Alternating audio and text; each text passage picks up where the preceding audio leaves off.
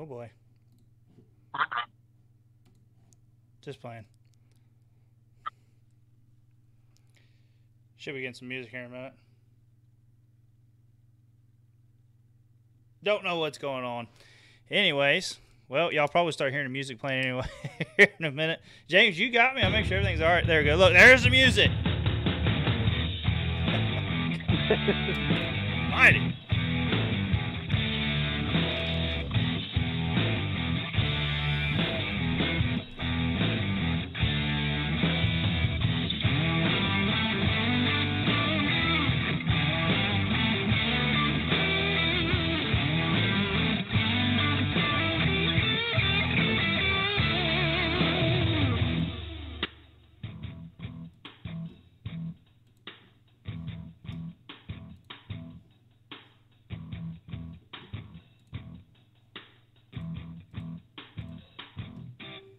All right. Okay, guys. Sorry about that. All right. We got everything going here. It has been one thing after another. I'm sitting here trying to hit all these buttons. Ooh, man, we got to hire some kid to come here and help with this. But I want to thank everybody for tuning in tonight.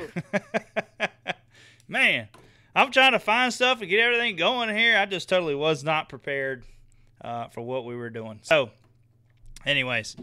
Guys, I'd like to thank everybody for tuning in tonight. We got a great show lined up for you. I'm Josh Carter. And I'm James Bush. And you'll see him right there holding that beautiful big old bass that he caught. But, guys, we're working on getting some things straight. I've been looking into Skype and trying to getting it lined up so we can get video of James in here so y'all can see that beautiful little mug of his. But, James, how have you been doing, buddy? I mean, I know the weather's been kind of crap. You've been working. I know you probably ain't got no fishing in. No, I haven't done any in the last. I was hoping to go last weekend and just didn't get to go, and so I'm hoping on going. I'm planning on going this weekend at least one day. Yeah. Just had a bunch of stuff I had to get straight around the house, and has been fishing most of this year. Feels like needed a little break. Yeah.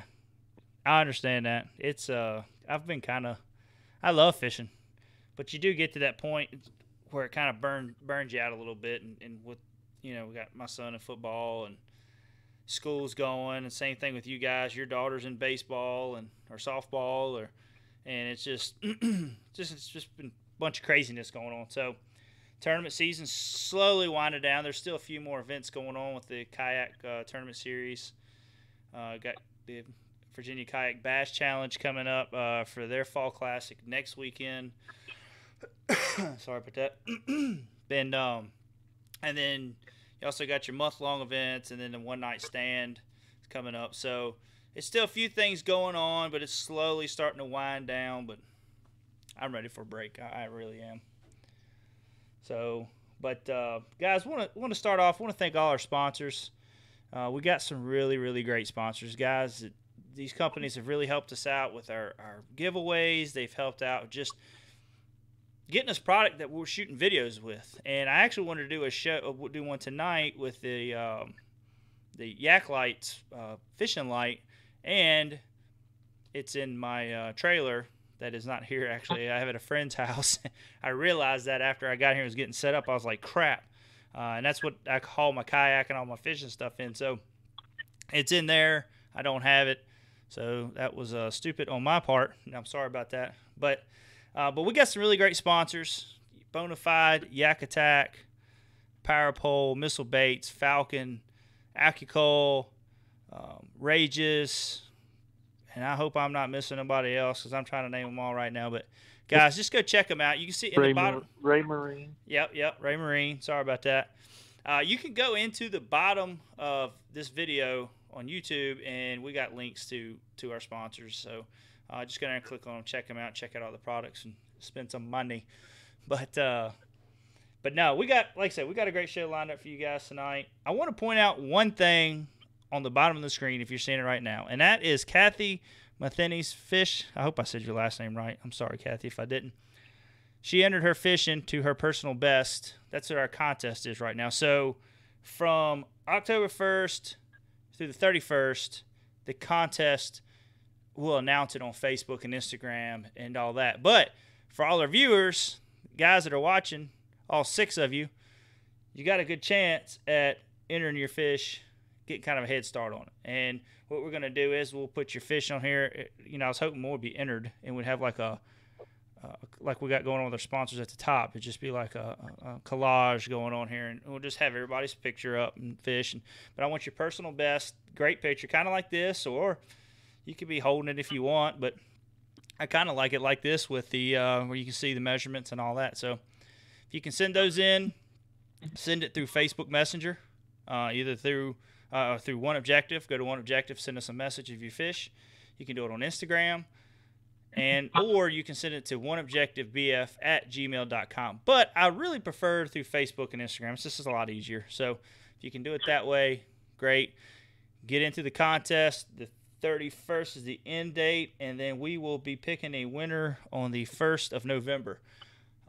Just a little tackle pack with some stuff we got that we'll be sending out. So, guys, make sure you get entered in that. You can send them in now. Like I said, October 1st is when we're going to really announce it, so all our listeners can get in on it. So, all right, well, it's James, it's been a lot that's been going on in the bass fishing world right now. I mean, what do you think? Well, it's overwhelming with all the new stuff coming out. Seems like every day there's something new, especially from the Pro Bass Tour. I'm just feel like we're fortunate to be at the beginning of this to see what it's going to do to the sport and how it's going to change the sport. Exactly. Yeah, I think this is just going to, every day the news is going to get bigger and bigger with it, you know? I mean, a lot of the pros are starting to announce that they're making the switch. So if we put up a couple on our Facebook page, but I didn't want to like overwhelm Facebook on our page with all the pros that was coming out. But if you go on Major League Fishing's Facebook page, scroll down, you'll start seeing all of them. And there's some really big names on the FLW side and on the elite side. James, you got a list right there right now. Let's kind of go down the list a little bit. And I kind of actually went in a different order. Real quick. Okay, yeah. I kind of went in a different order. I was actually going to touch base because if any of you guys that were on Facebook or anything like that, you would have seen Chad. If you follow Chad Hoover in the KBF, he had a video he was talking about the 2019 series points changes and how they were going to be doing some regionals, and we'll kind of go in that a little bit. I'm going to touch very little base on that tonight because I haven't fully sit down and watched the whole video. I'm just kind of reading through the comments, seeing what people are saying. I think it's a right move in the right direction. So just, we'll touch some base on that here in a little while. But, James, did you ever pull their names up? You got them now? Yeah, I got them. Yeah, go ahead. Let's just go ahead and right. list all of them that's going to be making this. And listen to some of these big names, guys. These are names that I wouldn't have. Some, yes, I could see moving over. But some of these were kind of a shocker. Yeah, you have Alton Jones, Michael Neal, Jeff Crete, Fletcher Shryock, Dave Lefebvre, Andy Montgomery, Randall Tharp, Gerald Spohr, Alton Jones Jr., Greg Hackney, James Lambert, not Jason Lambert, sorry, J.C. Kinney, Chris Lane, Kelly Jordan, Edwin Evers, Marty Robinson, Zach Burge, Skeet Reese, and Timmy Horton. I think that's 19. So that's just a small list. That's a quarter of what's coming out. Yeah. Of their 80 fields. So it's going to be a lot. It's going to be a game changer. Well, I tell you everybody.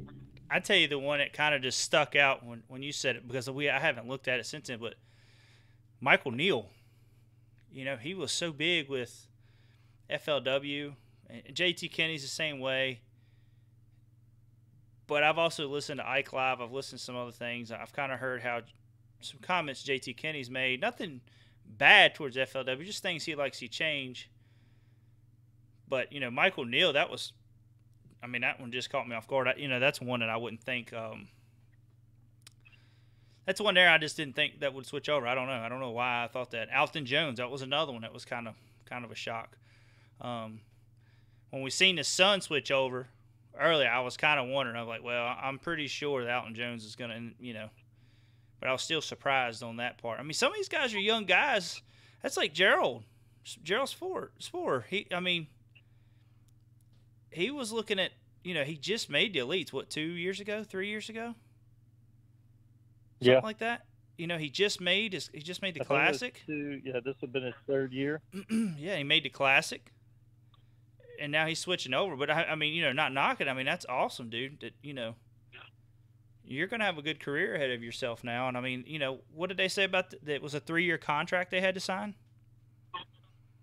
Yeah, it's a 3-year contract, and they'll be in for the first 3 years, and then they'll start rotating people in.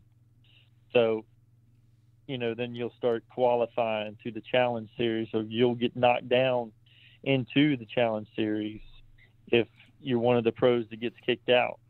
So you'll be fishing that to try to get back into the MLF. So you'll be fishing against, I don't know a whole lot about it. I'm just kind of reading off of what I've seen. And I actually watched Alton Jones's video that he did. And he gives a lot of good information on that video. But I mean, every angler in here is on the Angler Association. So it's like these anglers not own, but they're 50% like partners in this if you are in it. So all the decisions and everything like that get made all comes from the anglers, you know. So I mean, it's a big deal. So part of the company is owned through this one outfit, and then the rest of it is like owned by the anglers. So it's like everybody is part, you know, everybody who's fishing this is part of this. And, you know, I mean, they're talking about growing it. I mean, I think it's going to be 850 hours of TV time that this is going to be on TV, and 350 hours of live stream. Just to put it in perspective of what Bass did last year, Bass only had 60 hours of TV time total. Whew. So they're going to hammer him. So they're going to hammer him this year or next year. So, yeah, I mean, and big deal is the Discovery Channel is going to be airing the Bass Pro Tour. Wow. On TV. So that's a channel that most people have when you get a cable or anything like that. It's not a special package that you got to get. Absolutely. So it's going to broadcast out to so many more people.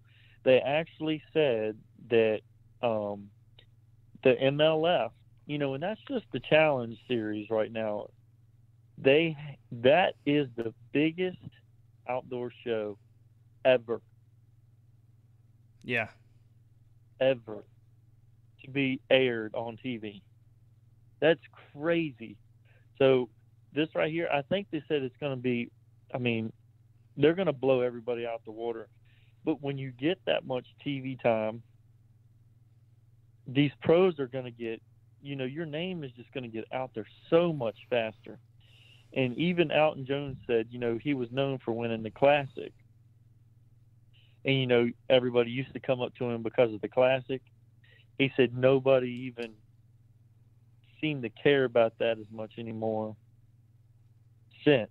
They would be like, hey, I seen you won that event down there at the MLF, and you almost won the whole thing.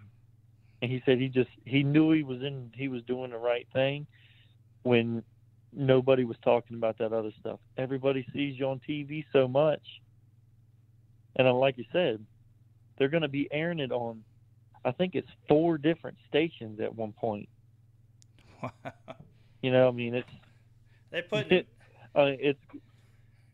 they're putting the time in, they're putting the money in, and it's like I was watching, I think it was Skeet Reese's video where he was talking, he said, I can't remember what the percentage level he was that he give off, but a lot of these guys ain't even making money on the Elite Tour. And he said it shouldn't be like that. It should be, once you've made it to the Elite Tour, everybody should be making a little bit of something. I'm not saying you'll make a killing, but it's like Ski Reese said, even last place, you should be making a little bit of something. That way, because you've made it to that level, you shouldn't have to be struggling with money. It shouldn't be that hard. I mean, you still got to fish hard. You still got to perform. You still got to do all that. But once you get to that level, they should take care of you. That's the highest level. But if you look at it dollar for dollar, if you go down and ask a pro how much it costs to fish the tour a year, now, I don't know what it is now. This was a couple years ago, but it was between $80,000 and $90,000 a year. That's your what $55,000 entry fee, James? Ain't that what it is? Fish Elites and FLW and all that for the tour. I think it is. It's something right around that.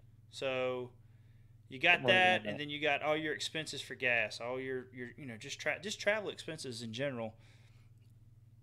You got $80,000-$90,000 a year. Well, you think about it. You make how many events they have? 7 or 8 events, not counting the Classic.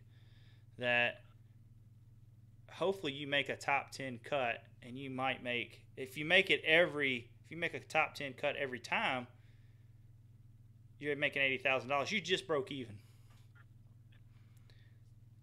If you don't have good sponsors. Some of these guys coming in don't have real good sponsors. They might help them out with a deal on a boat. Everybody thinks all these pros just get all this stuff. Yes, the top ones probably do. I'm not saying they don't. But when you kind of get on a level where you start talking with them and figuring out this and that, it is. I mean, not unless you've been in it for a while, it's tough. So I think MLF is what they're doing. Is what do you say? It was a 3-year contract. These guys are going to make a living for at least 3 years. So I think what they're doing is a good thing. I absolutely do. I mean, when you get there, it should be more like a job, and you don't have to.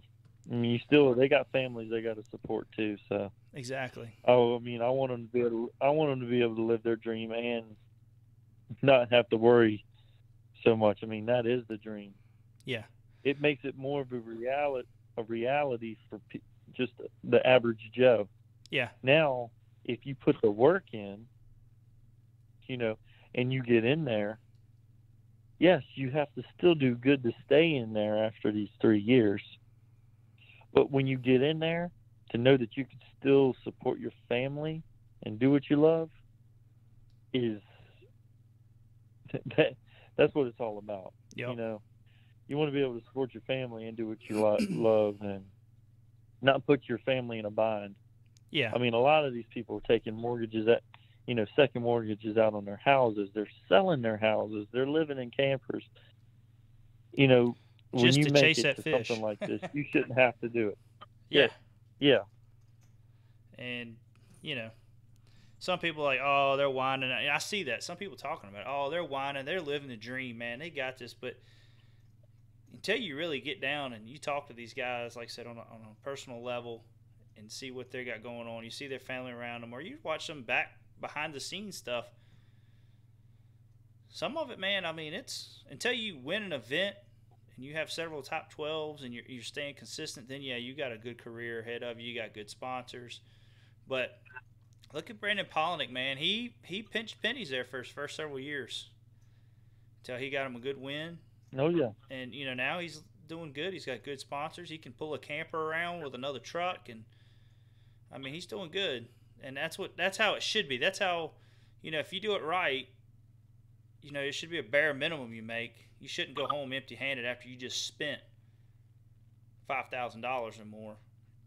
Or, let's just say $5,000. Just getting there, fishing event, that ain't including your entry fee. And you come home empty-handed, you just put all that money, and you just went in the hole. So, yes, boo-hoo for them. They just went in the hole. But if you want to see these guys keep going at it, we got to do something where they're getting taken care of. So, and to whomever's listening, it could be you one day. It could be you.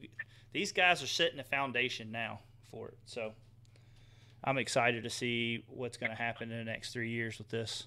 I'm excited to see the changes in bass and FLW. I'm glad that they got competition now, and it was kind of blindsided on both of them, I think. So it's going to be interesting. Has there been any other updates with new pros on there that's come in after Michael Neal? After Alton Jones, no. I mean, after Alton Jones, yeah. No, I haven't seen any more lately. But yeah, I mean, in 2020 is when there'll be 850 plus hours of TV in 2020 for these anglers. And on the Sportsman channel, it'll be on the Bass Pro Tour, the Sportsman channel, and the Sportsman channel. And then the Major League Cup, it'll be 13 hours. 13 weeks, 16 hours per week. 6 hours per week, sorry. And then, so also will be 13 weeks. Sorry, I don't know why I keep saying that. 1.5 hours per week. And this is the originals. The Sportsman channel will be playing the repeats, is what it looks like, in 2020. But the Discovery channel will be airing them in 2019. For okay. The two originals. It'd be 8 weeks of 2-hour shows. And then the Bass Pro Tour Championship will be 5 weeks. 2-hour shows. Goodness. 2 hours, baby. Get sit there for 2 hours. Well, the Bass Pro Tour Championship, that's crazy. That's 10 hours of the championship. Yeah. When is the championship, did they say? It doesn't say. It doesn't have any schedule or anything up like that. Yeah. But I will tell you this. The MLF Bass Pro Tour Championship, the top 10 payout, there's only going to be 30 in the field for the championship. First place, $500,000. Second place, $100,000. Third is $80,000. Fourth is $50,000. Fifth is $45,000. So on and so forth till you get to pretty much $10,000. Till you get to 10th place. And then if you're in 21st to 30th, you're still going to take home $10,000. If you're 11th to 20th, you're going to take home $20,000. Wow. So if you make the top 30, you're guaranteed 10. If you make the top 20, you're guaranteed 20. Man. Well. It's good. It's really good payout. Oh, yeah. Yeah. So. Well, And while you was talking about that, go ahead, James. You have one more thing you wanted to add because I don't want to interrupt you. No, go ahead. I was saying while you were talking about that, I've been working on getting a guest on for tonight. We're going to have Casey Reed come on and kind of talk about our next topic, but we'll wait till make sure we're all done with this one, and then we'll get him on. I want to tell everybody, too, we're going to go into our fall fishing techniques here in a little while.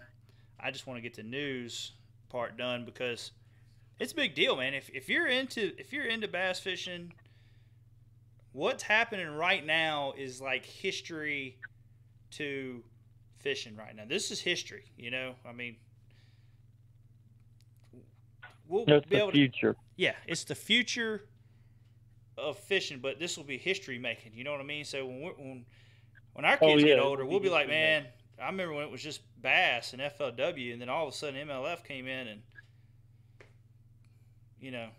who's to say it keeps on? One of them might not be around anymore. I don't think it would be bass, but I don't know. I can't say it'd be FLW, but it's going to be some big changes as the years go on, and bass and FLW is going to do something to be able to keep some of these big anglers in.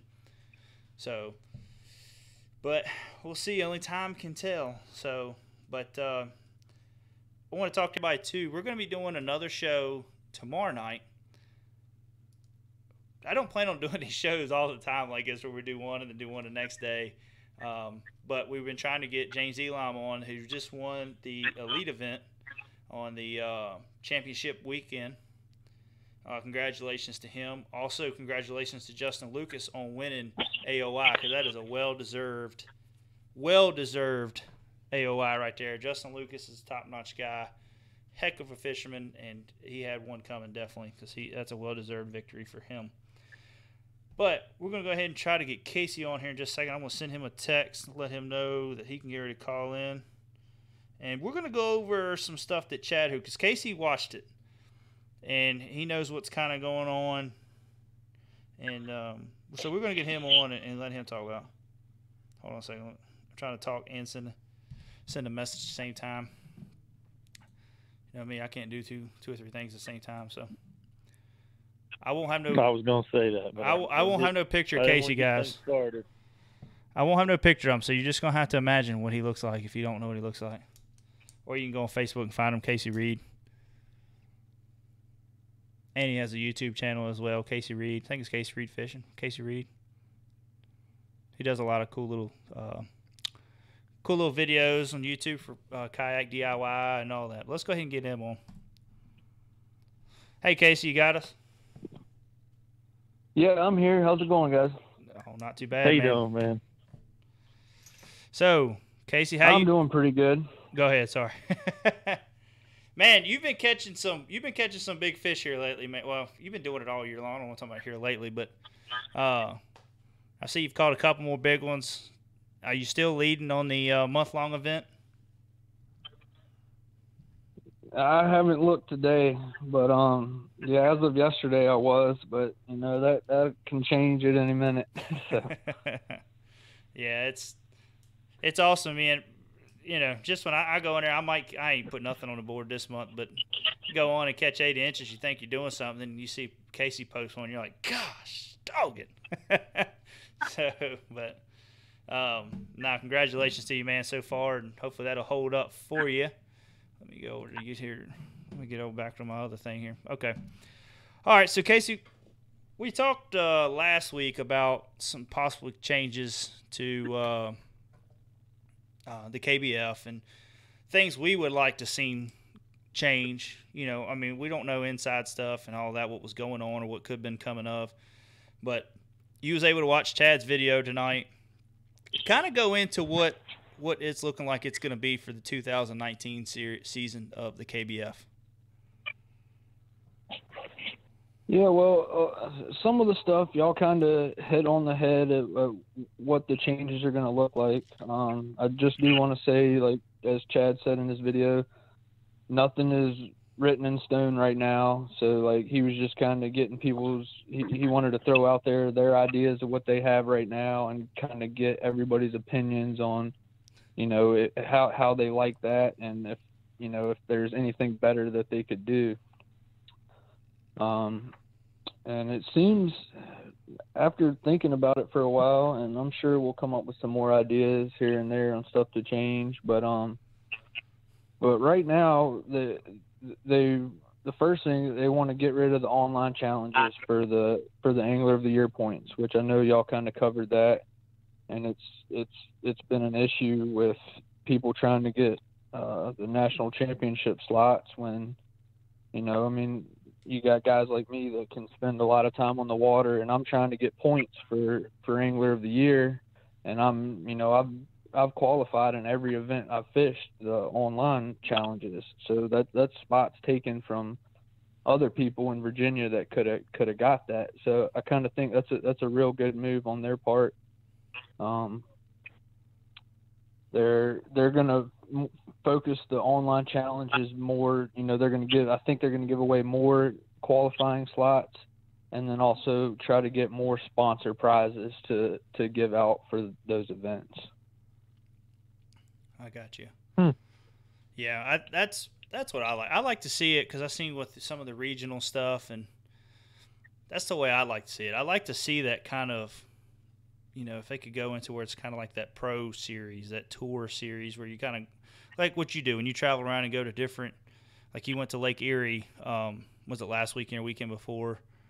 You know, just those events like that could be opens or bigger tournaments, however they want to do it, but then also have your regionals, kind of like how the federation is here in well, every state has their federations. But I think it would just be really cool if it had something where, like your series, your top 5 or top 6 or however they do it, and then you got another series in Virginia.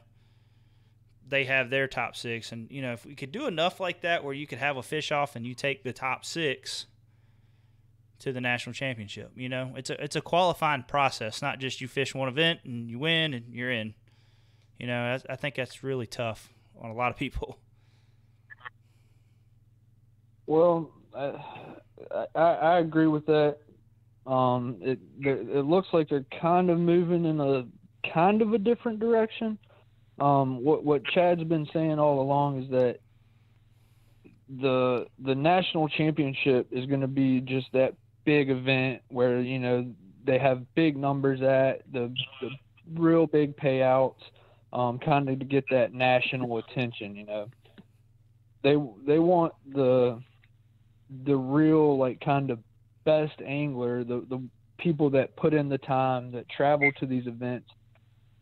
They're looking at the trail challenge or the trail championship to be that big event where you kind of crown your true, like, best guy that's put in the time and fishes different bodies of water and still stays on top. Yeah, and I think that's good. What the Angler of the Year points, what Chad had went over was basically they're kind of, I guess, kind of cutting down on events this year. Basically, they've gotten rid of the open events. So they've gotten rid of the online challenge events for the Angler of the Year. So basically, it's going to be the trail events. There's going to be 5 trail events in each region. I'm not sure if the regions are broken up like they have them this year, or exactly how that's going to be. I assume it will be how they have it this year, but who knows? But so 5 events per region, and then they're going to take your top 3 trail events.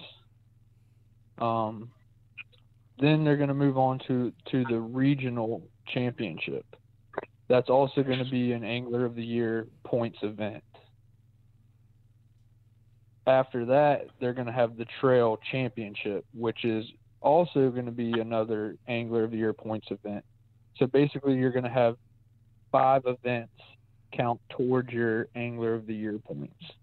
And then after the trail championship is when they're going to name the Angler of the Year, basically.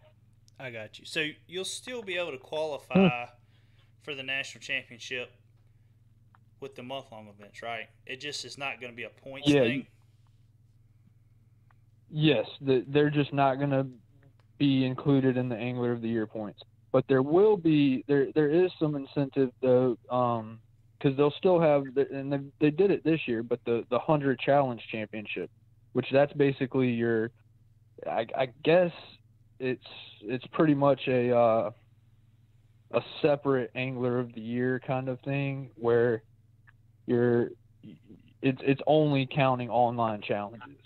And the top 100 anglers in the online challenges throughout the country will be invited to the 100 Challenge Championship, which I assume that's probably going to take place again at the same time as the Trail Championship. You'll be invited and you'll all come to the same body of water and fish at the same time. So you could be like, this year we're going to Toledo Bend again, and I'll be fishing the Trail Championship and also the 100 Challenge Championship at the same time. And I assume that's how it will be again next year as well. Got you. And I think it's really cool that Chad is discussing that with everyone and trying to get opinions. It's not a lot of events that do that at that level, as big as the level as he's got right now. So that's awesome on Chad to go in and kind of talk about that and talk about what's going on and updating everybody. And I think it's a good move. I mean, they're trying to go in the right direction. It's still young. The sport, it's still young. I mean, it's gotten big. but I think it's still young and got a lot of direction to go. But they're on the right path, you know. Yeah, I mean it's been a struggle the past 3 years trying to keep up with what they're doing, because every year it's changing up, and you know different events, different. Well, just like this, they just change everything up every year, and it makes it real hard to keep up with. But at the same time, to keep growing, you gotta change it, you gotta get it right. I just hope at some point they can get it right, at least for the time being, and then keep it that way for a year or 2 years or whatever it is, and not have these huge changes every year. Because I do think a lot of people kind of get frustrated with that, not knowing what's going on, what's going to be changed next year, and trying to figure it all out. And yeah, well, I think that's definitely frustrating a lot of people. I think it's difficult, and I know just for like me and James coming in this year, and James, I mean you can relate to what we're talking about. Every week it's like we find something new, about how the point system works or how a rule is, or I almost feel like you need a daggone lawyer sitting with you to read the rule system to understand something. You know what I mean? It's so much to it. Now the simple stuff when it comes to measuring and all that, it's kind of once you get into, I mean, I've made my mistakes. You kind of learn from it, and you keep going. You're like, oh, I know I can't do that now. But there's just some things too, man. It's just I got new guys that are looking at coming fishing with you guys next year, Casey. And I mean, they've sold their bass boats or working on selling them and getting into kayak fishing. And was asking me some questions. And the first thing I do is hey, contact Casey. He'll get you going. I can kind of give you the gist, but you want in-depth stuff, you better talk to Casey, because I might tell you wrong, and you're gonna be mad at me one day in the tournament when you something goes not right. But kind of what's your best advice for somebody new coming in to the sport? I was kind of putting you on the spot, but coming into the sport of kayak fishing, what's your best advice to kind of get them going and saying, hey, I know it's read over the rules, but where can they actually go to get questions, ask questions about rules and stuff like that? Well, kind of like what you said. Send them to somebody that is in it, that's been doing it, that can, has experience and can answer those questions. I mean, I heard like on one of your last show when y'all had Dave on, he was asking questions to different guys that he knew about the rules, and he was saying he asked 3 different people and got 3 different answers basically. So I mean, there's even somebody like me, like I'm still not gonna know everything. I could tell you something wrong, but for the most part, I know just about all the rules. I know kind of what's going on. I know how the stuff works. But there's really no other than just like reading the rules over and over again. There's really nothing better than getting them to talk to somebody that has been in it for a while and kind of knows what's going on. Yeah. James, you got any questions for Casey before we go any further? I know you just kind of been listening. I mean, I've been listening. I mean, it is difficult when you first get in, just trying to learn, because it's so many rules. I mean, there's pages that you have to read, and if you, I guess, interpret it a little differently than somebody else, that rule could be wrong. You know what I'm saying? For you, that what you're doing could be wrong. So, like you said, it's very important to contact people. I mean, I've had my fish rejected. One of my good ones, the one in that picture, actually, because I had my hand under the gill, and I mean, it is what it is. I mean, but I was like, goodness. Yeah. And so it is what it is. But I mean, you learn from the mistakes, and Look who we got online right now. That's who needs to be calling in too. Chad Hoover. Yeah, well, he probably heard me talking and was like, man, that guy has no idea what he's talking about. Oh, man. Yeah, I know what you're talking about, too, with the fish. Fish. I've been mad at Casey a couple times. I ain't going to lie, Casey. But then I look back at the rule, and I'm like, God, dog, he got me. I didn't read the rule on that one. That's my stupidity, but yeah, I mean, there's a lot of rules, and I think a lot of it has to do just kind of with the nature of the kind of like the online tournaments. Yeah. I mean, you just gotta. There's a lot of stuff that has to be covered, and then there's also the stuff like the hand under the gill plate, and I think that's more or less for the health of the fish. So we want to keep. We don't want to do any harm to the fish, even though, we're putting them back in the water pretty quick. But, I mean, there's still some damage you can do to the fish. And, a couple years ago, there's people sticking the identifiers under the gill plate.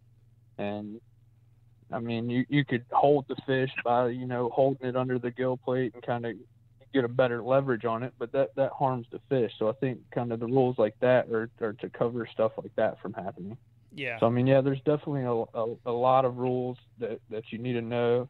And, it's not – it's more than just a quick glance, Exactly. Oh, yeah. I mean, I agree with it 100%. It's just, but then when you do it, because I didn't even know that I did it, I was so, so excited about catching. I mean, it was 22 something. And you're just like, oh, man.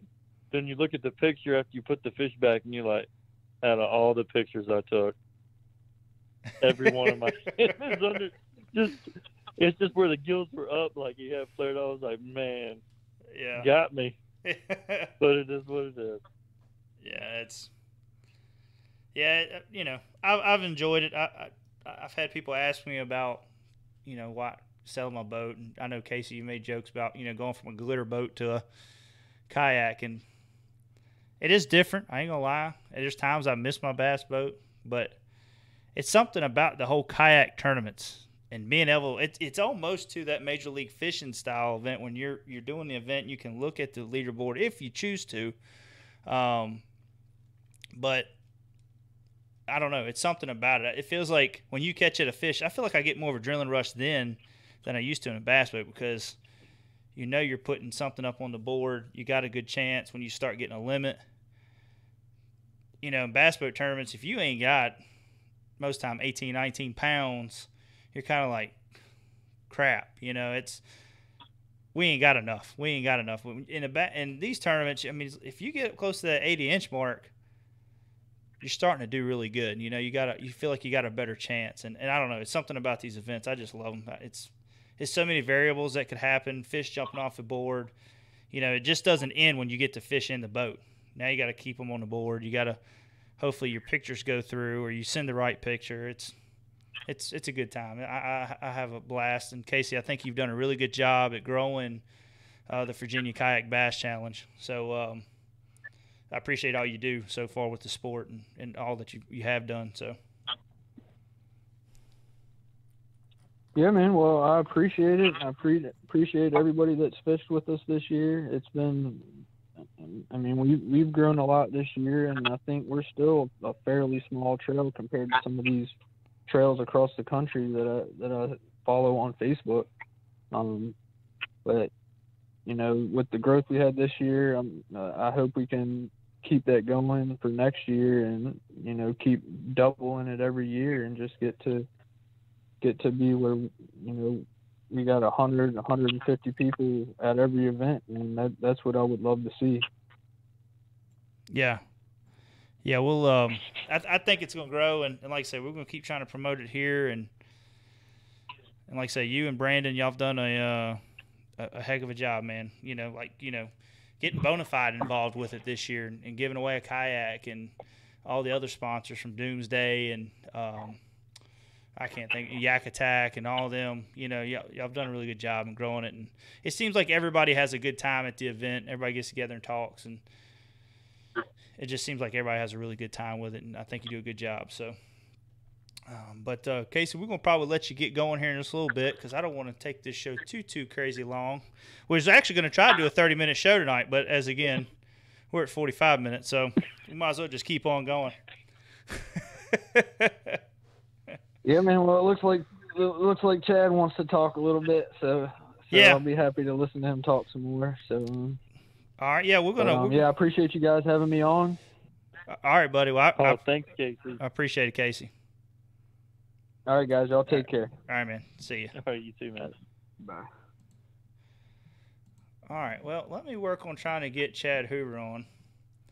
I've got to do a couple of things. Chad, I'm about to send you a message, buddy. So,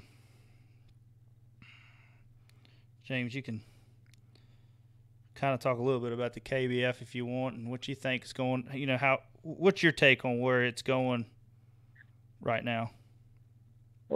Where it's going, I mean, I think it's getting better and better. I like that they changed where the national championships are going to be different. I think it gives other people opportunities. And, I mean, it's just, and just getting in from fishing a bass boat into a kayak this year has just been, it's been good. I've caught some of my biggest fish this year, really. If you think about it, I've caught bigger fish this year in my kayak than I have in my bass boat. And yeah. I can't say I fished that. a lot of different waters this year. I cannot get a 20-inch fish this year for some reason. But we have. Well, at least you've been near me when I'm. Oh yeah, it's cool to watch people catch them. Just every once in a while, it'd be nice to feel one. Yeah, you need to just record. You just need to start recording me catch fish. That's what I That's need to do. That's what I should do. Maybe you'll learn something. Maybe. I don't know. Thanks a lot, buddy. We got Chad calling in now. Let's talk to Chad. I don't want to talk to you anymore, James. Let's talk to Chad. All right. Hey, Chad, what's going on, buddy?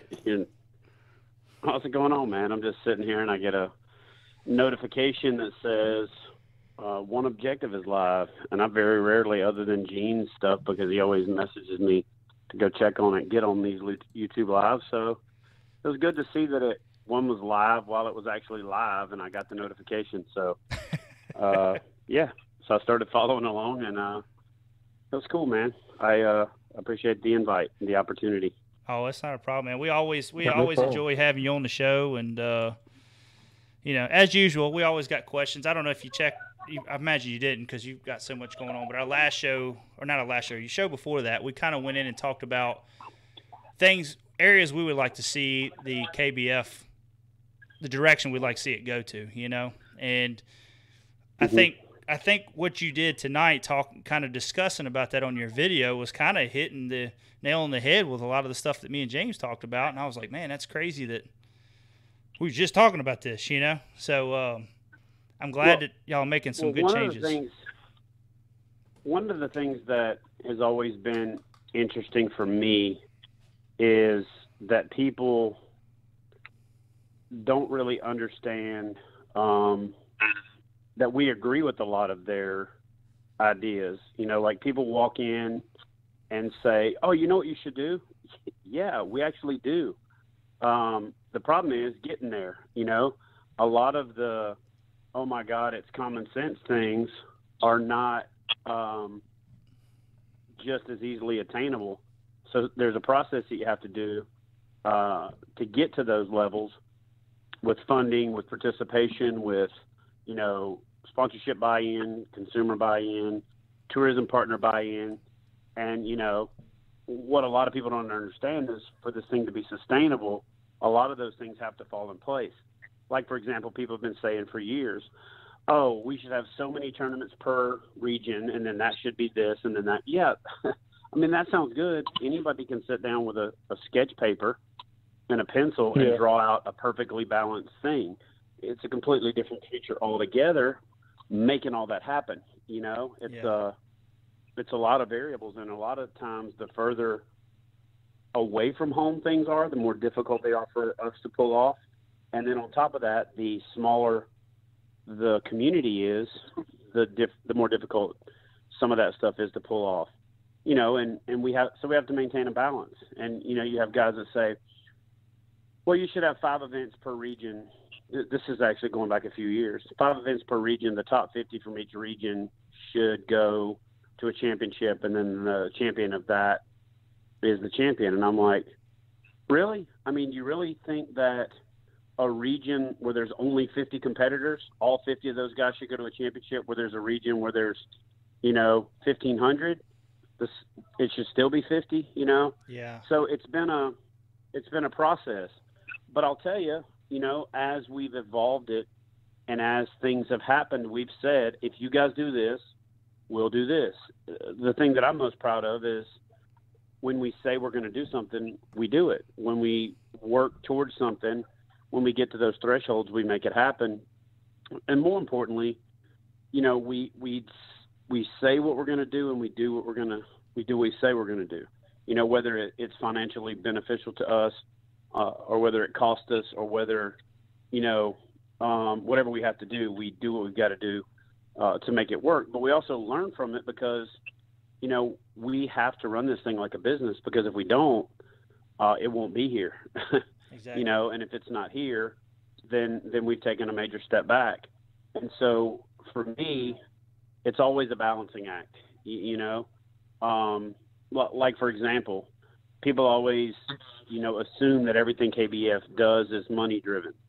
Well, a lot of stuff's money driven because that's why you go to work. That's why you fish a tournament to try to win money. That's why, that's why there's a lot of things that are, money driven, but a lot of the decisions we make aren't money driven. Like, for example, removing the online series from the Angler of the Year realistically isn't the smartest move for us from a revenue standpoint, because if you think about it, there's a much larger potential to get people to compete in online tournaments than there is in live tournaments, right? Yeah. The World Series of Poker effect. On the grand scale, in the grand scheme of things, if that's all we were doing, we would be putting more emphasis on it and really forcing people's hands to fish those events. What I'm trying to develop is a series that is the most fair, a system that drives innovation and drives competition within the industry, that puts us in a position to where, as anglers, we are sponsorable, and we're able to be put in a position where we become a commodity. I talked about this on a post tonight on the KBF members only page, and I feel like a lot of times, that I'm putting my money where my mouth is, because I didn't take a salary from KBF until January this year, ever, Wow. Not a penny. And KBF is 10 years old in February. So commitment, yeah, check. You know what I'm saying? Yeah. Most people would have thrown in the towel a long time ago. The other thing to me too is that I'm trying to build this thing that gives back to the community, that gives back to the anglers, because, honestly, I've got mine. I've got 2 TV shows. I've got great sponsorship support. I've got, a good following. I've got all those things. If I put all the effort that I put into the tournament series into just growing my personal brand, I'd be way further along, than I am now. I'd have way more than 60,000 subscribers. I'd have the ability to do, I would be able to travel kind of unencumbered. I'd be able to take off weekends. I'd be able to put my phone away. There'd be a lot better quality of life. But I do feel like in the long run, it'll pay off bigger. I do feel like it puts all of us in a position to be better off. And so I guess the takeaway that the main reason that I jumped on the thing is I saw the Facebook post where you said you wanted to discuss some of this stuff, and I wanted to at least see what the discussion was. But if offered the opportunity, kind of share my insight to it, is we're 3 years away from where we need to be, right? But we've incrementally moved in the direction where we needed to move, right? We've incrementally gotten to the point where we've needed to get at each threshold that I wrote this out as like an 8-year plan, about 5 years ago. And the $100,000 payout was at year 8. Well, it was at year 5. You know what I mean? Yeah. The $250,000 payout was at year 12. You know, I can foresee it now being at year 8, year 9, year 10 of that plan, not year 10 of KBF, because obviously we'll be 10 years old next year. But what I'm most excited about, the takeaway that I'm trying to accomplish, the thing that I'm trying to accomplish is to be the credentials for anglers. Right now, it's a free-for-all in social media for who is the angler that's sponsorable. A lot of times it's the guy that makes himself look the best in a media kit, a guy that makes himself look the best in, you know, a resume or a pitch. It's not always the guy that can provide the best return on investment, and there is no standard to quantify or qualify, you know, that angler's abilities to both fish and that angler's ability to market and have an impact on a brand. When we launched this team concept, I found out exactly how close we are to being there. And the reason that I say that is a lot of people thought it was a team concept where it's a pickup game, right? Like playground when you're 10 years old, everybody grabs a football and you just pick teams. And that's not what we're trying to accomplish. We're trying to accomplish sponsored teams by manufacturers who are having to put their money on anglers in exchange for the recognition those anglers are getting them. Well, the anglers were doing it for free before, or for very little return on investment. I'm creating a scenario where the balance of power switches to the angler. I've referred to it as the enterprise of anglers for years, where, you know, it's almost like a union. It's a situation where, you know, we get recognized for what we do for these brands, for the bottom line. And I have a unique insight into that, in that I went down the retail route for about 5 years, and I know that game really well, and I know the return on investment, and I know the numbers, and I know the margins, and I can very easily articulate to a sponsor, to a manufacturer, what impact a particular promotion or endeavor or investment can have on their bottom line, because I can quantify it, right? I can quantify it with experience, I can quantify it with numbers, and I can back it up with a track record. Well, now the anglers are in that position.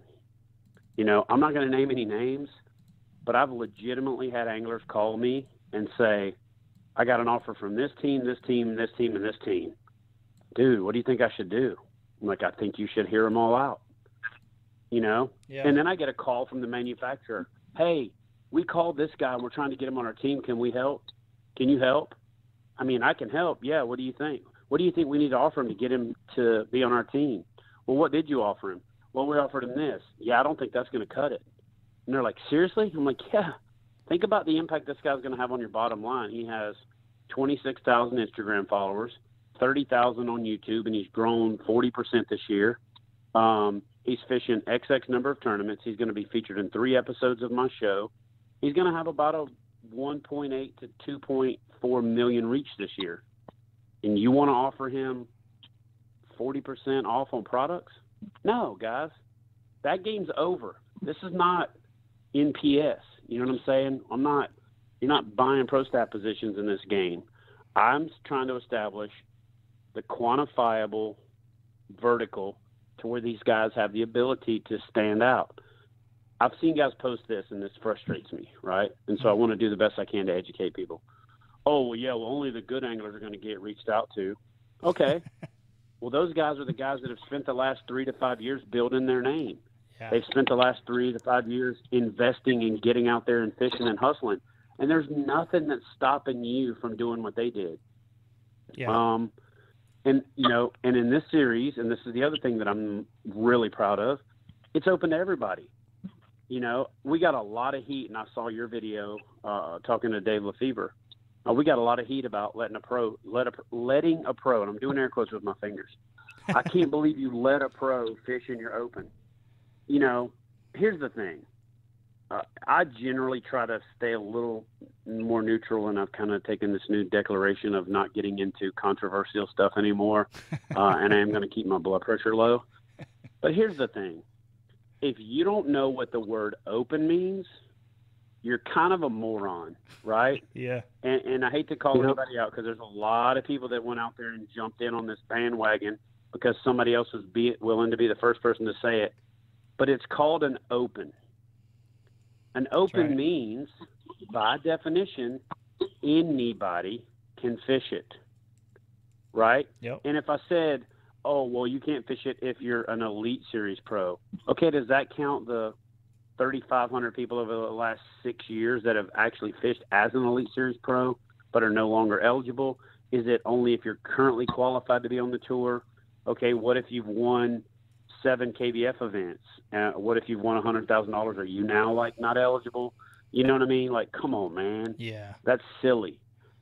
But this system that we're putting in place, the way that I'm putting it in place, says, okay, Dave Lefebvre, and I'm supposed to talk to him yesterday about, me going up there and shooting a follow-up video with him when I'm in PA. He was busy with some MLF stuff, and then I had a bunch of calls as well, so we're going to connect tomorrow. But I've had 11 different FLW or Elite Series pros reach out to me about fishing the series. Here's the thing about that. Everybody looks at that like it's a bad thing. It's not a bad thing. I'm building the next wave of fishing celebrities. We're building them through our series by recurring coverage on my television show, by putting them out in social media, by creating profile pages, by putting them on the headers. We're about to relaunch Kayak Bass Fishing Magazine and do features of the anglers in that. We invested in doing the angler profiles like we did on Corey, Rebecca Golden, and Brad Case this year for that very reason. So the point is this. It's not a bad thing that those guys come over because another organization or another series of companies have helped build their celebrity. They've worked hard to build their celebrity. We'll make our own celebrities, but we'll also adopt some of the ones that were built on somebody else's dime to help us push the threshold to the next level. But let me be very clear about this. Dave Lefebvre can win an open. Mike Iaconelli can go win an open. Kevin Van Dam could come win an open. But if they want to be competitive, the way that this new structure is set up, there is no real one-and-done path to relevance in the kayak fishing community, right? You've got to fish multiple trails. You've got to qualify. Then you got to go to the regional. From the regional, then you got to go to the Trail Series Championship. So, the title to me, if I personally was competing, yes, the national championship would be awesome. Yes, the Trail Series Championship would be awesome. But you and I both know, right? You've competed in tournaments. I competed in tournaments. I'm kind of like the dumbass that bought Girl Scout cookies when I was hungry, and you get them like 6 weeks later. Yeah. Like I started a tournament series because I love tournament fishing, right? But I don't get to do it, because it's my tournament series. Yeah. But the fact is, those guys got to commit, right? If they want to fish and they want to be competitive. So part of what I'm doing with evolving the series is saying the path to this is this. It's not one and done. It's consistent. And so for the people that say, oh man, that's too much. Well, okay, it's too much, but we're also at the same time making sure that the people that get recognized and the people that do well are the ones that have committed to supporting the kayak fishing community as much as we've supported them. Dave could very well, spend a major part of next year focusing on kayak fishing, and he would likely do well. But that being said, that's still yet to be determined. He won an event on his home lake. He even said that in his interview. Yeah. I don't know what the future holds if I get out there and compete with these guys. He won by 3 1/4 inches. Shoot, the guy in second place won by 8, or he was 8 inches ahead of the next closest competitor. So I'd be pretty damn proud of the fact that I was within striking distance of an Elite Series pro. But anyway, to go back to what I was talking about, that title, the one that would be relevant to me, or the most relevant, they're all relevant, don't get me wrong. Everybody's going to have different opinions on what title is the title, right? Yeah. But for me, this is a personal thing. This isn't Chad Hoover, president or founder of KBF. This isn't me speaking officially on behalf of KBF. This is me saying if I was a competitor the title that I would want is Angler of the Year, right? Yeah. That's the title 100% that I would. it. That's the title that I would fish for. You know, Bassmasters Classic champion, great. Bassmaster Angler of the Year, different creature. Yeah, exactly. You know what I'm saying? It's hard to be consistent that long. Well, what the difference is you qualified for the event, and then on that weekend on that lake, your fishing style matched up with that style of fishing, or you made the right decisions on that tournament, and it came to you, right? And you won that event. Nothing to be taken away from that. That's an unbelievable accomplishment. That's an individual winning the Super Bowl, right, by themselves. But that Angler of the Year competed against the entire gene pool of the best anglers in the country, all over the country, in different situations, in different tournaments all year long, and had the best overall average against the other competition. And so by definition, being measured against his peers, that's the best angler that year. You know what I mean? Maybe not the most exposure, maybe not the most return on investment, but, you know, we do a really good job, in my opinion, of promoting our Angler of the Year. We do a good job of going overboard and saying it every time we can, putting that plug in there for Jay Wallen. You know what I mean? And then the same thing for Jamie. And then, to me, that's going to become a fraternity of guys who've been Angler of the Year. That's a feather in your cap that they can't take from you. Yeah, exactly. You know what I'm saying? Yeah. And so, to me, part of the reason that we've built the structure and we're evolving it the way that we are is, to a certain extent, it's to avoid the one and done, I'm going to jump in and win a tournament and then parlay that into something. Yeah, you could parlay that into a national championship qualification, but if you want to be Angler of the Year, if you want to be consistent, if you want to qualify for the Trail Series Championship, you've got to fish them all. You know, you've got to fish consistently, and you've got to make a commitment. By and large, the way that the structure's set up really precludes an Elite Series pro from being able to fish the Angler of the Year race. It just does. There's the likelihood of them being able to align their schedule with what they have to do and their requirements to free themselves up enough is not very good, right? It just isn't. And that's by design. It's by design that says if you want to be the best kayak bass fisherman in the world, you're going to have to be the best kayak bass fisherman in the world. You know, that's really what it boils down to. And so, you know, again, the main reason that I called in, the main reason that I jumped on the thread is to say, it's really easy, man, for people to sit back and you go, you know what would be perfect? Yeah. There's a difference between just figuring that out and actually bringing that to fruition. You know, a perfect example is we told the West Coast guys, if you get to this threshold, we'll bring an open out there. If we bring an open out there, then we'll do this. Those guys responded, man. They responded hard. The team out there, the guys that have been out there pulling that plow, and the community as a whole is one of the most awesome kayak fishing communities in the country. It's refreshing to go out there, and they're like a big family. And so we're going to do everything we can to invest in West, right? We're going to do everything we can to grow the nucleus in Texas. Texas is the most populous bass fishing state in the country. You know, people say, I wonder what that people have asked me, hey, I wonder what the state is that's got the most bass fishermen. And I tell them, they're like, oh, well, you know that? And I'm thinking, how the hell would I be doing what I do if I don't know that? Like, you should be concerned if I don't know that. I can name you the top 25 off the top of my head. You know what I'm saying? I eat, sleep, and breathe it. That's what I do. And so we're getting there, man. We're working on it. We're revamping the bonus books program next year to make that a little more lucrative.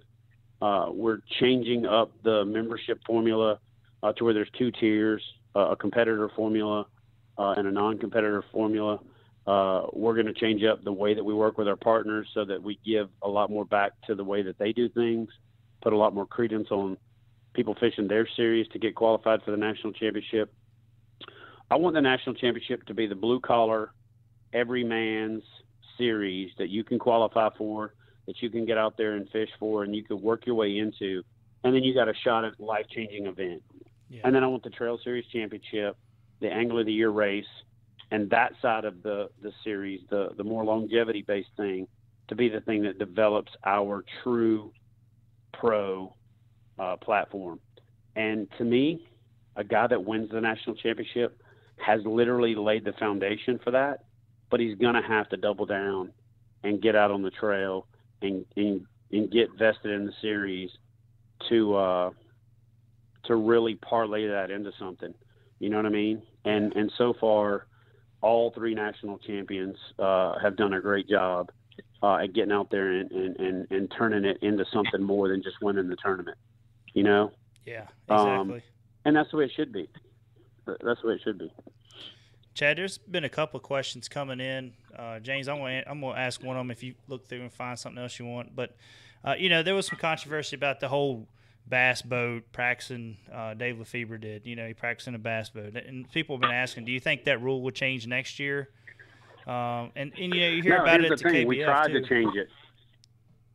We tried to change it. And really what it really boils down to is, if you've got guys that fish in a bass boat, you eliminate a third of the field. There's guys that travel. Or what about the guy that fishes with his dad, right? Yeah. What about the guy that fishes with his buddy? So it's one thing to just, like I said, it's one thing in general to think these things up and just throw them out there on Facebook or social media. It's a different thing altogether when you really start looking at all the variables and how to limit it, how to eliminate it. Dave Lefebvre fishing in a bass boat didn't help Dave Lefebvre win the event. Dave Lefebvre was fishing on his home waters. Dave Lefebvre knew where he was going. Dave Lefebvre had the fish, located, and he caught him from a kayak. Yeah. It didn't help him that he was in his bass boat. And if it did, okay, everybody else could do the same thing, right? Yep. That's the definition of fair. The definition of fair is that the same rules apply to everyone. And so the other thing that people don't understand is that we're creating a series where we're not just marketing to kayak fishermen, right? If we're only marketing to kayak fishermen, that's like preaching to the choir. We are marketing to fishermen to become kayakers. And so if we continue this dialogue where it's boat versus kayak, we just further alienate ourselves. Yep. So we say that some in the national championship video. Honestly, I didn't edit it. I kind of get a little bit of a cringe when that came on, because it is the thing that a lot of the companies want to talk about to promote kayak fishing. To me, I don't see it as a major advantage. To be honest with you, I personally would rather pre-fish out of the kayak. You know what I mean? Because I like to practice like I'm going to play. Exactly. You know what I mean? That'd be like a basketball player. That'd be like a track person, warming up on a Segway. You know what I mean? And so for me, it just isn't as a big of an advantage as people may think it is. So I don't know. I'm not going to say that it's not going to change, but we don't have it on the top of the agenda right now as something to eliminate. It's been a one or two event kind of an issue. I think that really because it was Dave, it caused a lot of extra controversy or conversation. But, if Dave hadn't have won, nobody would have complained or said a damn thing about him being in his bass boat. Nope. If Dave hadn't been on Elite Series Pro, nobody would have said anything. So to me, it's not that big a problem, and there's problems we need to solve. So I can't focus on solving things that aren't problems, right now, or continuing to try to solve ones that we've tried to solve that really didn't work out. There was a major blowback from, and what was ironic about it is it was from a lot of the same anglers that were the ones that were complaining and saying, oh, you shouldn't be able to hire a guide. Okay. You don't want people to be able to hire a guide, but you want to be able to use a bass boat. I mean, really? Yeah. Come on, guys. Yeah. You know? Yeah. And to be honest with you, I don't fish with a lot of big fish guides. I fish with guides before, you know, because tourism bureaus introduced me to them, or guides that, you know, just to help kind of accelerate the learning curve. You know, most guys are churn and burn guides. They're trying to put their clients on numbers. They're trying to get them the experience. And then once they bank some fish, then they'll try to, all right, let's try to upgrade and catch a big fish. That's not the guy that's going to show me what I need to know to win an event. And to be honest with you, most guides also tournament fish. Yep. So they're not going to show you their hot spots anyway. You know what I'm saying? They're just not. They're not gonna take you to their Gucci spot that you're gonna go beat up in a kayak and they got a tournament there in 45 days, right? They're just not. That's just not kind of how it works. So to me, both of them are really silly to focus a whole lot of effort and energy on. The fact of the matter is, the day the competition starts is when you're measured. The day that the competition starts is when you're fishing. And on that day, if that guy beats you, he beats you, right? Yeah. You know? Yep. And whatever he did for preparation, do the same thing, you know? Yep. You can rent a bass boat. It's not that expensive, Yeah. right? And just idle around. Well, you can idle around and check it on his graph. Shit, I could do that on Navionics Yeah. and my Yeah. couch. Yep. You know what I mean? I could do it on Genesis, on Lowrance, from the couch. And I can go spot check with the Torpedo. I can go spot check with a pedal boat. I can go spot check for the most part and paddle, you know, as long as it's inside of 5 to 7 miles where I've got a less than 15-mile round trip. It's no problem.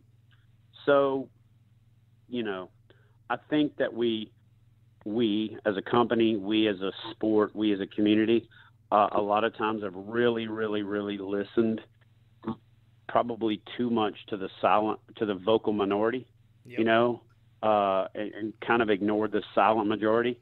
And a lot of that's my fault. I tend to try to fix problems. And so I've really started to kind of take a more methodical approach to it. And, you know, I get criticized a lot for asking questions and having the dialogue. But the fact is, this is our community, right? And to me, I want this to be something we do together, not something that gets done to you, you know? Yeah. And if I was a competitor, I'd want to say, if I was a person that was a customer of KBF, I'd want input. And so I'm trying to give to the consumer what it is I would want if I was a customer, right? And so to me, it's just a way to do it. It's the way to best, you know, it's the way that I know how to do it. It's the one that I think works. And I'm going to keep doing it until it doesn't work, you know? Yeah. So yeah, man, that's kind of where I'm at. Yeah, that's what we told Casey too before we had you on. We just think it's awesome that you're willing to go on there and put yourself out there and ask questions about, you know, what do you guys think, or we're going to try to shoot for this. What's your opinion? And it ain't many. I fished a lot of different tournament trails, and I can tell you this. You ain't going to see FLW come online and be like, hey, guys, we're thinking about changing this rule. What's your opinion? You ain't going to see that. It's the tournament committee are going to say, okay, let's change this. It's done. You got to deal with it. And I think that's really awesome of you doing that. Well, I appreciate it, man. But, James, you got anything? You know, same thing like Go ahead. Like the Bass Pro Tour. They're doing the same thing for their anglers. The Bass Pro Tour that's coming out with all the Elite Series anglers, the FLW, all those people are going to this because they have a say in what's going on. So, yeah. And I had one question from you from one of our people. It says, Chad, is an online series to qualify based on points or not event wins? Yes, it's based on points. Yeah, Based you on get points? extra points for event wins. But yeah, the 100 challenge, the Challenge Series Championship down in Toledo Bend is based on points. Okay. Okay. Well, man, Chad, I really Yeah, because appreciate there's you. 200 and Go ahead, buddy. Go ahead. there's 200 plus events So if we did it on winners, it'd be 200 plus people qualified in 100 positions. So, you know, it has to be based on points. Yeah. Has to be. Yep. And Chad, You know, and one point I wanted to make, if I could have like 30 more seconds. Take your time. We brother. don't want to DQ fish. You know, we don't. You know, people think like we're some kind of evil gatekeeper that wants to knock. Why in the absolute hell would we want to take a big fish off of our leaderboard? Yeah. If somebody can explain to me why that makes sense. Oh, KBF just wanted to DQ my fish. Why?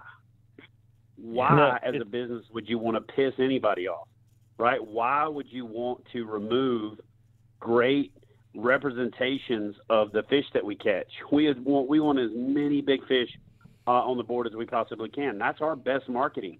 Mm-hmm. So, you know, to me, we had this thing in the Navy called the Mr. Dumas Award. You did something that wasn't real smart, they'd give you this Mr. Dumas Award. I almost want to create one of those as a graphic.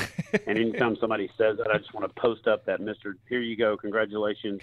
You just won the Mr. Dumas Award, you know? Yeah. Like, it makes no sense for us to want to DQ a fish. I mean, it sucks. Like the gentleman was on earlier. I talked to him and said, dude, I do not want to do this, but it sucks, man. And we had a gentleman this year in Florida that took his PFD off because he had lost a bunch of weight and he wanted to take a picture and show that off. And his buddy took the picture. And unfortunately, you know, based on our rules, like, you know, the catch is from the time you catch it till you release it. This is catch, photo, release. It's not catch, photo, time out, take a different photo, release. It's catch, photo, release.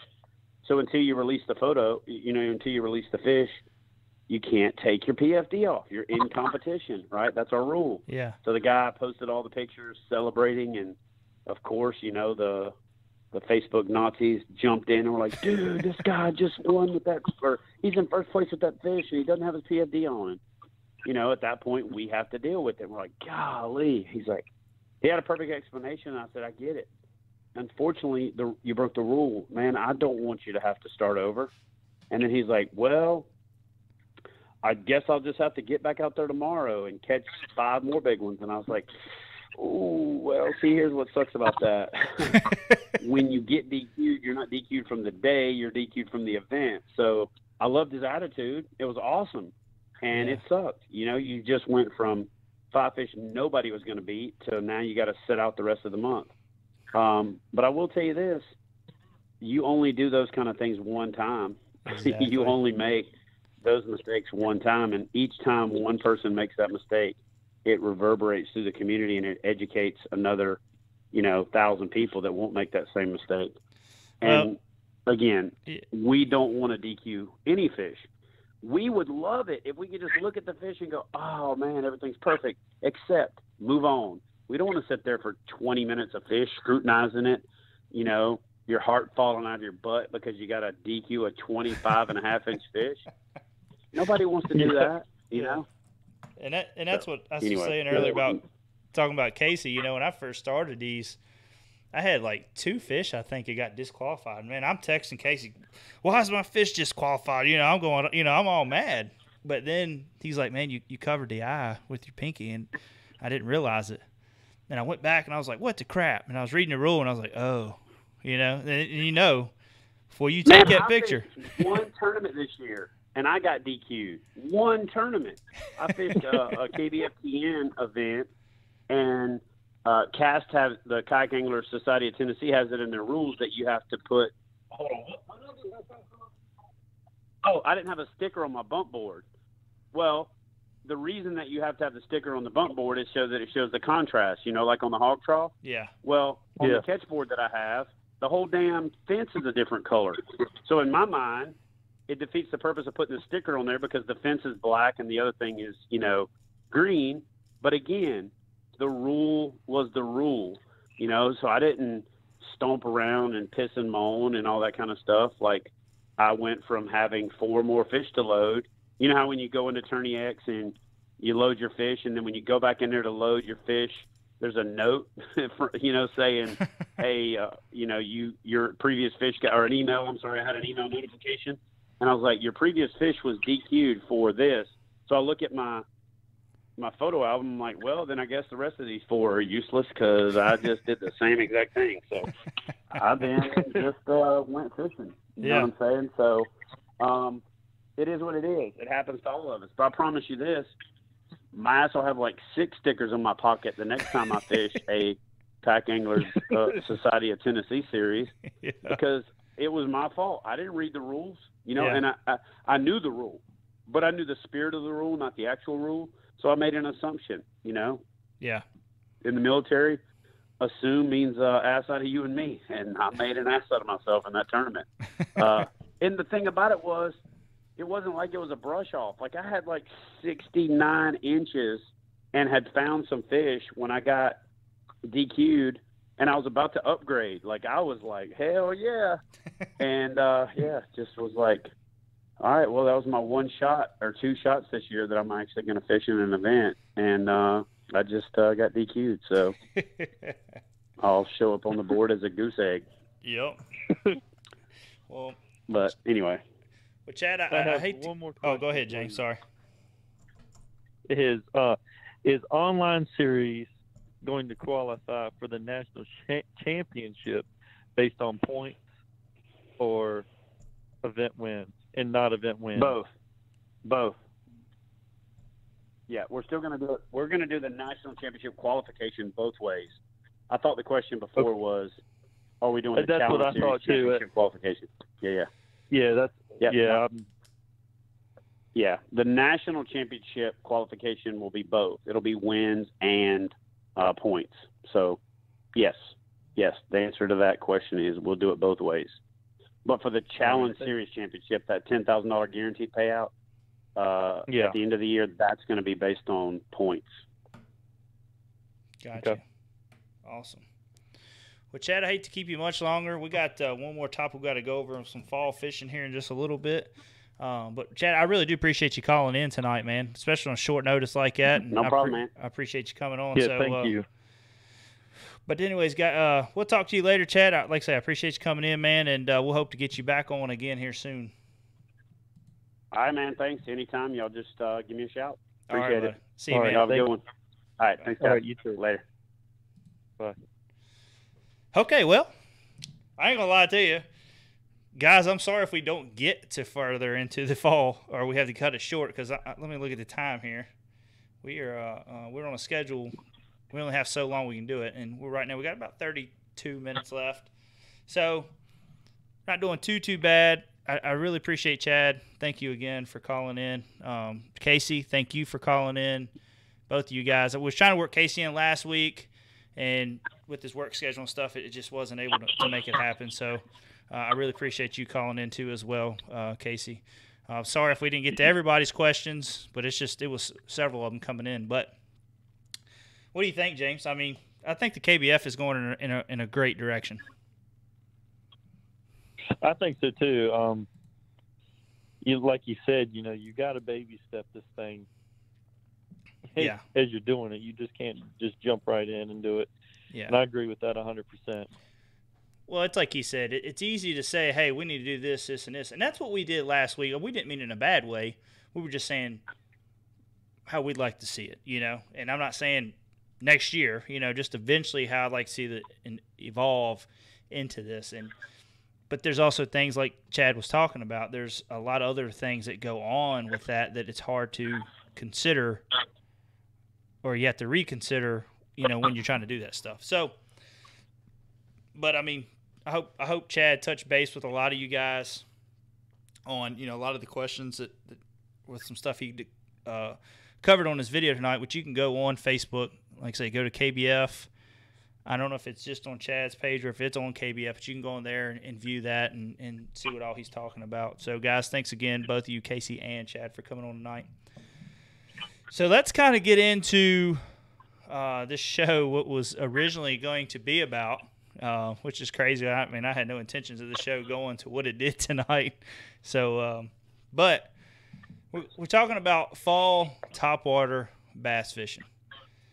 It's something that I truly love. A lot of people truly love it. Everybody loves. If you don't love topwater bite, then you just don't love bass fishing because it's just, I don't know. It's an adrenaline rush every time. So Me and James talked about Chickahominy, catching them on buzz bait, stuff like that. It's just a blast. So, we're getting into that time of the year now where fish are transitioning.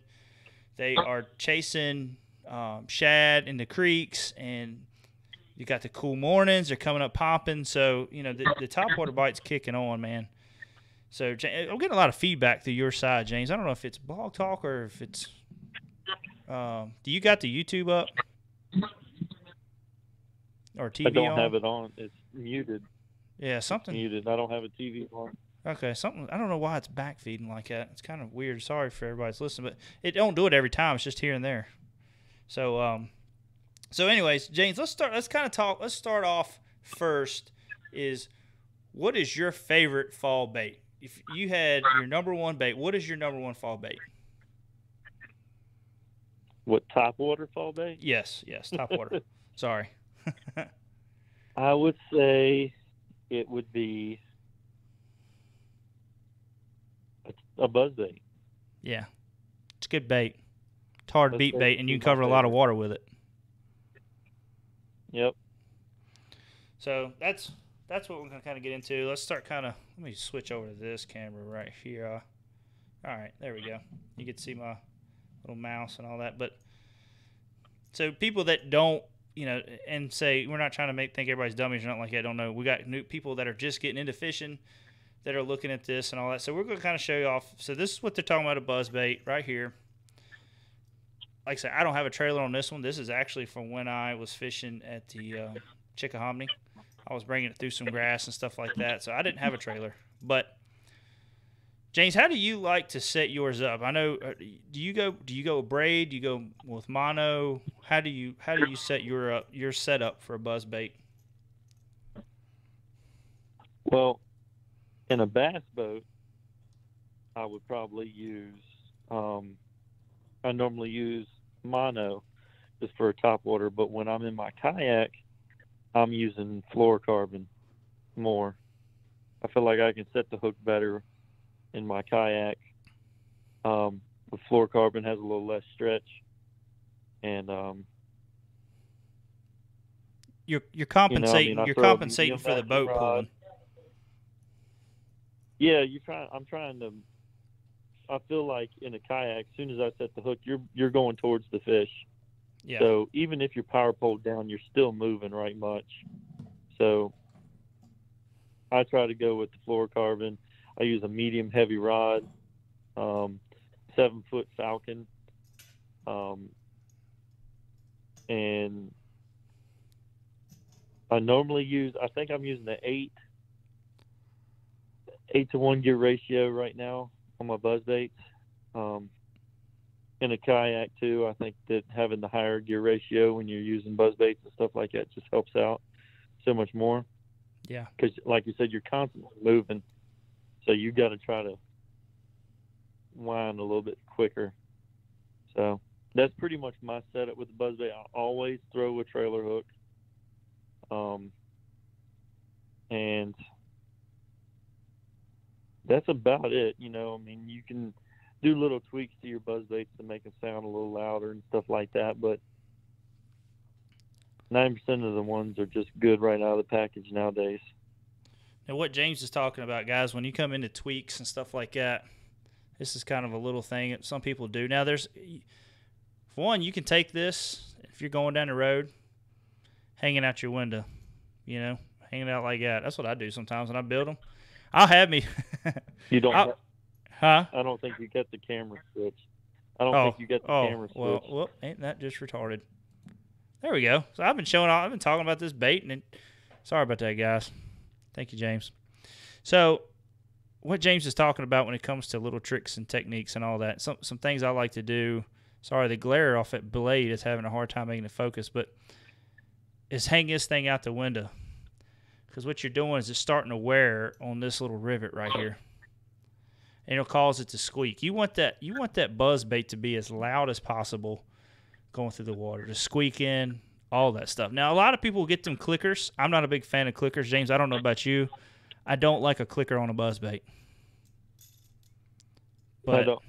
See, I squeeze that rivet with a pair of needle nose. Yeah. Yep, that's what I do Keep right it there. from moving. I'll do that. I'll squeeze it right there. But things you can do is you can take a pair of needle noses on the edge of this. Sorry, let me get it right there. On the edge of this lip right there. I wish this thing would focus a little bit better. See if I can get it closer. Focus. Focus, focus, focus. No. So right on the edge of that, I like to take a pair of needle noses and scuff it up real good, digging into it a little bit. It helps with the squeaking. Yep. And that's just a good little tip, kind of little things to change about your buzz bait. You know, stick it out the window like I said earlier. Let that thing go, man. You might look kind of crazy going down the road with a buzz bait hanging out, going, but it really helps. I like I say, when buzz bait season coming in, I made several of them. This is one just put together, made. That's what I'm doing. I'll have 4 or 5 of them if I'm going to work or wherever. Just stick them out the window for a little while and let them go. So, kind of cool little tip to do. So let's kind of move on to our next one, which is going to be our popper. And I like this. This is a great bait when it's really still in the morning. You kind of get back in the creeks and you got some good, just good calm water, good pocket, and you see some shad kind of busting here and there. Now these 2 baits, when I got shad busting, these are my 2 baits that I'll have on the deck of my boat. Now, if you got a good rod setup, you can really sling a popper. But if you got shad way out there, bass busting shad way out there, I love a Czar spook for the fact that you can sling that thing really, really far.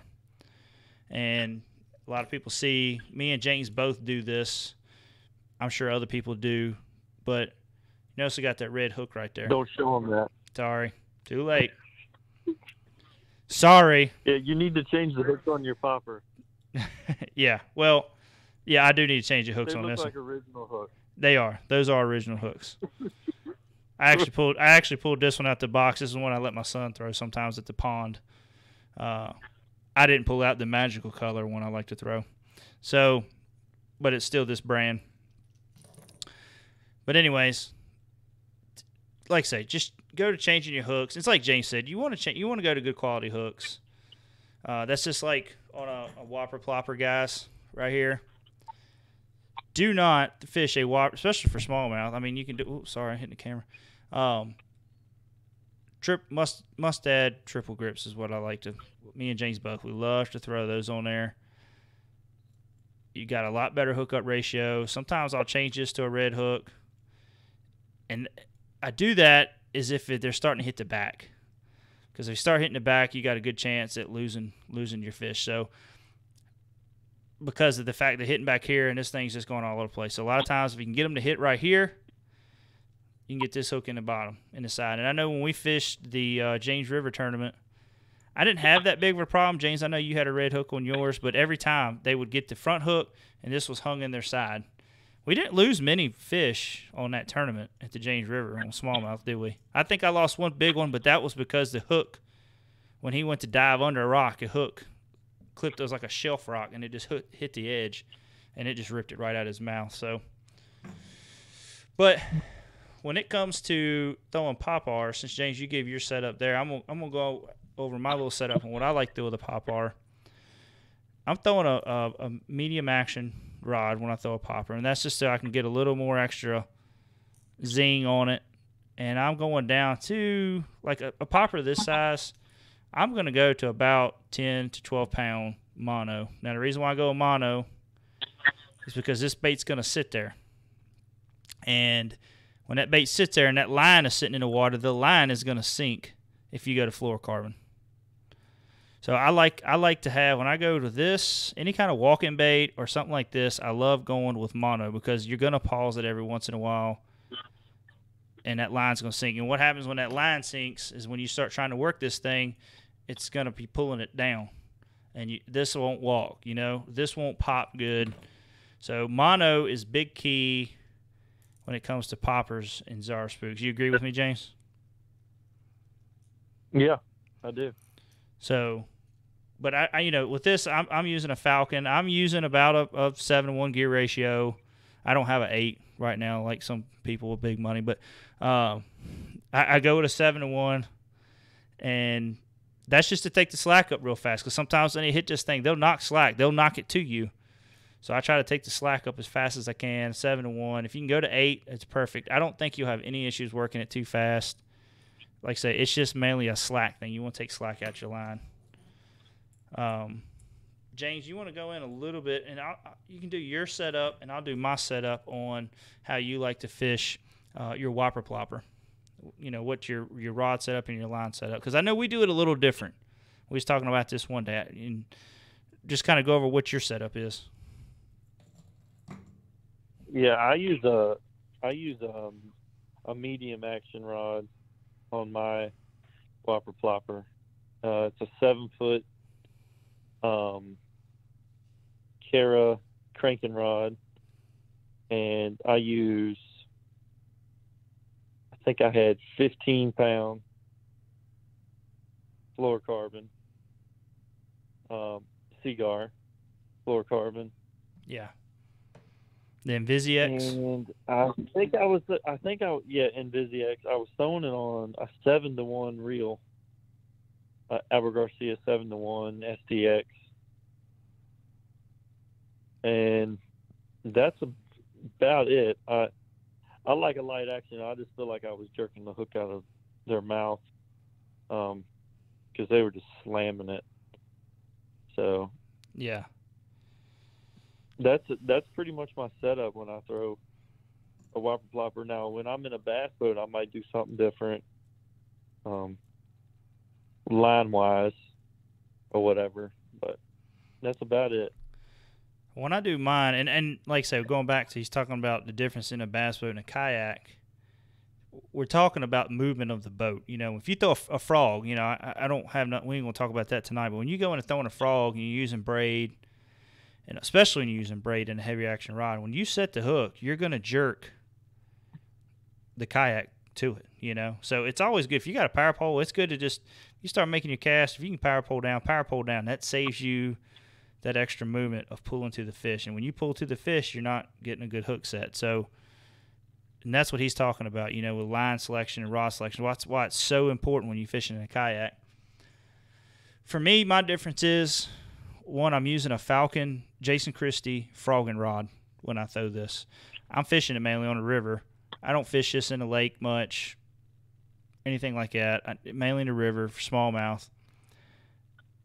And the reason why I'm going with the Jason Christie rod is I got enough tip to sling that bait way out there, but I got the backbone to force those fish a little bit more when they're in the river fighting the current.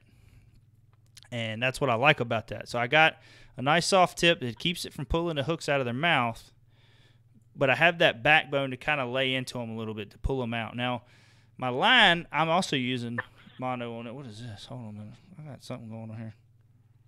There we go. Sorry. It was an update or something. But my line, I use mono as well, and the reason is for floating. But, and you ask why, because you're reeling it through the water. Well, when I cast out, and say you cast in the current and you got fluorocarbon, I don't like that fluorocarbon to get caught up in the current and start sinking, because it will. It'll do it quick. And what happens is it pulls this around fast, and it takes a little while to get that blade going. Yes, you can keep your rod high. You can have a fast reel, and that helps. But I like, and like I said, yes, braid helps too. And I do like using braid. The only thing about braid I've had issues with is, you know, some of the smallmouth stuff is ripping it out of their mouth with the rod selection I got. And if I went to a softer action rod, going to braid, but like you said, pedals, yeah, can back pedal after the hook set. You got that right, and that's a big deal. Yeah, that would be awesome. Yeah. Thanks, Casey, for adding that. Yeah, the pedal system would help definitely when we go to setting the hook, especially if you know, like a Texas rig, you're going to set the hook, you can immediately start that back pedal process a little bit, you know. So when you lay into it, you could already back pedal. But yeah, you know, I go with mono mainly on this, like I say, because of the river. But I go with a heavier mono. I'm going like 14 pounds. Sometimes 17, depending on the area I'm going to be in. If I know it's going to be, you know, a good chance of catching a lot of muskie, just to kind of have a little bit bigger line. But if a muskie's teeth hit your line, it's gone anyway, so it don't really matter. But but it just kind of keeps that line over top of the rapids a little bit on top of the rapids, so when I can catch up, it's already starting to spin while it's sitting in that pocket where I just threw it at. So that's just kind of my 2 cents on how I do my whopper plopper. Me and James both kind of do it a little bit different, but both have great success with how we do it. So I don't think one is better than the other or worse than the other, you know. So, but yeah, kind of making it quick because we're running out of time. If y'all got any more questions, you can go on and ask us on our Facebook Messenger or on Instagram. We got 14 more minutes left here, so other than that, guys, like I say, I've had my wife, actually, ain't that funny, my wife watches the show, and she was asking about the Kathy, let me switch it over, Kathy Matheny, why her picture's up there. Well, you know, if guys would get a couple more pictures sent in, you know what I'm saying, we could be scrolling through here, but that's her personal best. For Casey, What's Casey that? ought to send one out. He's got some good ones.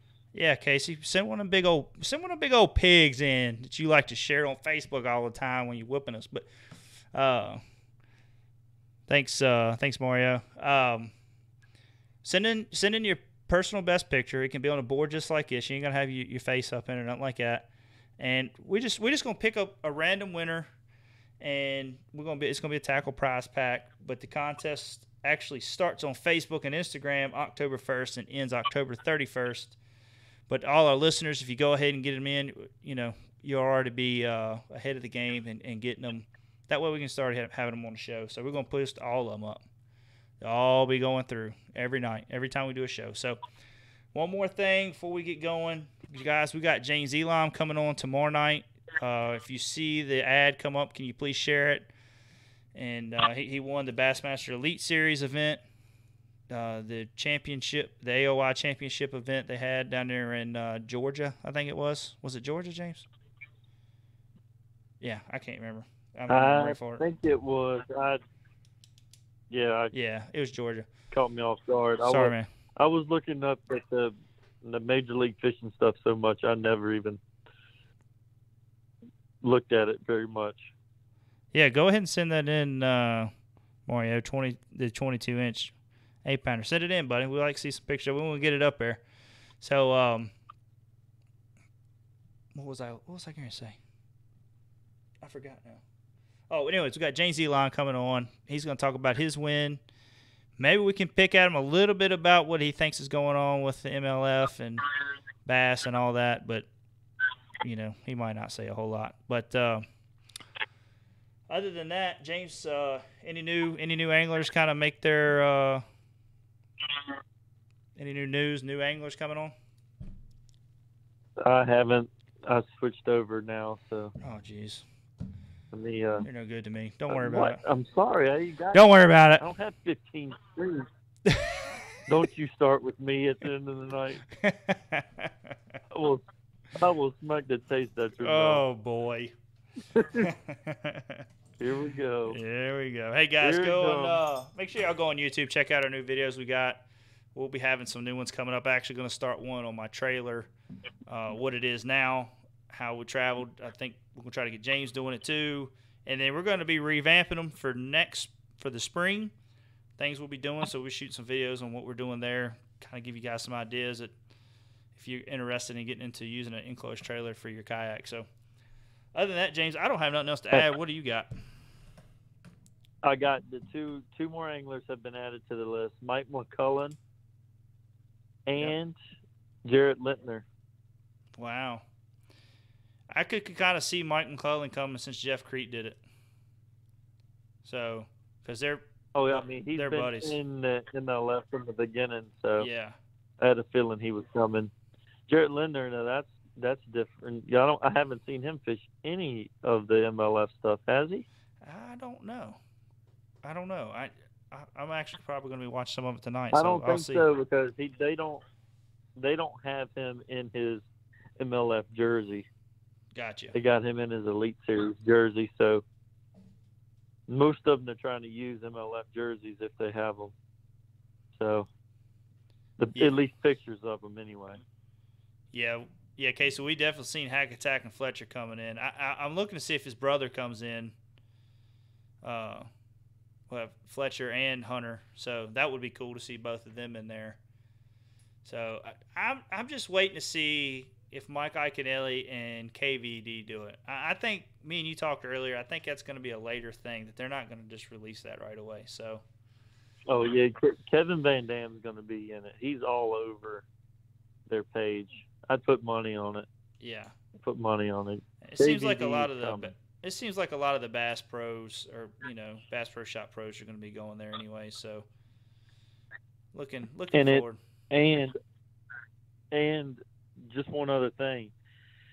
Alton Jones, when he was on there talking about when he was making his change over to the MLF, he said that he got his invitation from the Elite Series, I guess, yesterday, and that they had on there that they could not fish the MLF Series if they fished the Elite Series. Really? So they could not fish both. See, now that I do not like. I think that is I don't know. I just don't like where that's going. And Alton Jones said that the MLF doesn't have anything like that set up. Yeah. So they could fish they could fish other events if they wanted to, but if they fish MLF, you cannot fish the elites. I think that's horse doo-doo. I don't know if Casey's asking KVD's got to do it right. I don't know. I'm thinking he's going to, but you got guys. I always look at it like this: you got guys in FLW and you got guys in Elite Series that are the face of the sport. You kind of look like David Dudley in FLW. Have you ever wondered why he's never come over to Elites? Everybody starts out in FLW and works into Elites, which David Dudley's fished the Classic, stuff like that. But, you kind of wonder why, like Mark Rose, how come he never tried to go to the Elites? I don't know if they just get comfortable or what, but it's almost like certain ones stay. And that's what I'm wondering with KVD. KVD and Bass have done so much together. I don't know, man. I don't know. I know KVD likes fishing. Yeah, he might be.